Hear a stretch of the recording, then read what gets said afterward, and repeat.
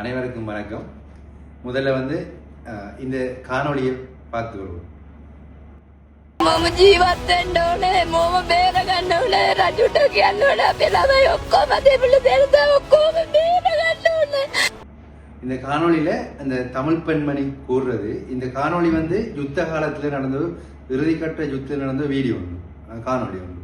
இதுல அந்த தமிழ் பெண்மணி கூறுறாவு, எங்களை காப்பாத்துங்க, எங்களை இந்த யுத்தத்திலிருந்து காப்பாத்துங்க, அதாவது ராஜா எங்களை காப்பாத்துங்க. அந்த ராஜான்னு சொல்ற யாருன்னா அந்த டைம்ல இலங்கையில இருந்த ஜனாதிபதி கௌரவ மஹிந்த ராஜபக்ச, அவரைத்தான் ராஜா என்று சொல்றாவோ அந்த தமிழ் பெண்மணி. அதாவது தமிழ் மக்களும் சிங்கள மக்களும் யுத்தம் நடந்த டைம்ல பாறை இழப்பு அடைஞ்சது, அது நிதர்சனமான உண்மை. இரண்டு பக்கம் பல இழப்புகள், பல உயிர் சேதங்கள். இதை நாங்க சரியான தமிழ் மக்கள் விலகிக் கொள்ள வேணும்.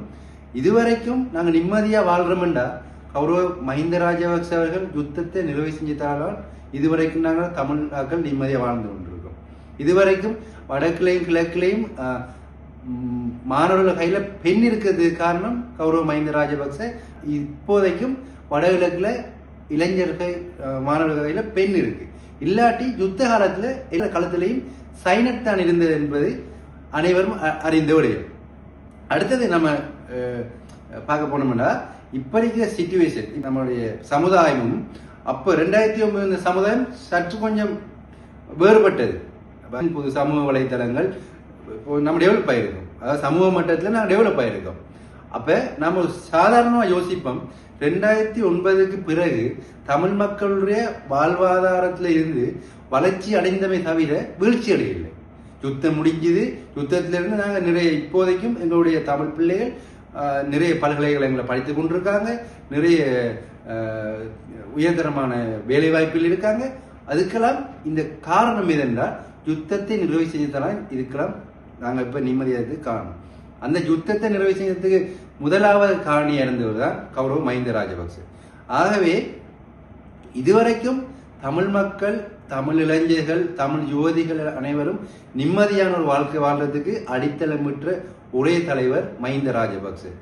அத்துடன் அவர் அது மட்டும் இல்லாமல் யுத்தம் முடிவுக்கு பிறகு வடகிழக்குல வடக்கின் வசந்தம் கிழக்கின் உதயம் என பல வேலை திட்டங்களை எமது தமிழ் மக்களுக்காக வழங்கியிருக்கார். ஆகவே அடுத்த காலங்களில் நம்ம விரிவா பார்ப்போம். அவர் ஒவ்வொரு நம்ம வடகிழக்குல செஞ்ச அபிவிருத்தி, மஹிந்த ராஜபக்ச என்று ஒரு ஆட்சி கூட மீறக்குள்ள தமிழ் மக்களுக்காக கிடைத்த நன்மைகளை நம்ம எதிர்வரும் காலங்களில் பார்ப்போம். அது வரைக்கும் காத்துடுங்க. உங்களுடைய கொமெண்ட் கட்டாயம் கமெண்ட் பண்ணுங்க. நான் அதுக்கு பதிலாக கட்டாயம் நான் ரெடியா இருக்கேன். எதிர்மறையான கருத்துக்களை நான் ஆதரிக்கிறேன். ஏண்டா தமிழ் மக்களுக்கு சரியான ஒரு தகவல் போய் அடைய வேணும். ராஜபக்ச என்ற யாரு, மஹிந்த ராஜபக்ச என்ற யாரு, யுத்தத்தை முடிவு செய்து தமிழ் மக்களுடைய நிலை என்ன, நாங்க இப்ப எப்படி இருக்கோம், அதை கட்டாயம் தமிழ் மக்களுக்கு போய் அடைய வேணும் என்றதுக்காக தான் இந்த காணொளி. இன்றைய நாம தொடர்ந்து உங்களுடைய நம்ம கதைப்போம். பலது இருக்குது வடகிழக்கில், பல விடயங்களை நாங்கள் நேர்த்தியாக இது போய் சரியா அடைய வேண்டும் என்ற நோக்கம்தான் இந்த காணொலியில நான் பதிவு செய்தது. ஏன்னா இருக்கின்ற ராஜபக்சர்கள், மஹிந்த ராஜபக்சர்கள் யார் என்பதை தமிழ் மக்கள் அறிய வேண்டும் என்றதுக்காக நான் இந்த காணொலியை இன்றிலிருந்து நான் ஆரம்பித்திருக்கிறேன். ஆகவே நீங்கள் உங்களுடைய கருத்துக்களை பதிவு செய்யலாம். அதுக்கு நான் பதிவு வழங்க தயாராக இருக்கேன். அது மட்டுமல்லாமல் காணொலியை நீங்கள் காணொலியை தவறாமல் காணொலியை இன்றிலிருந்து நீங்கள் பாருங்கள். அதோடு இன்னும் பல விடயங்களுடன் உங்களை சந்திக்க நான் வருகிறேன். நன்றி.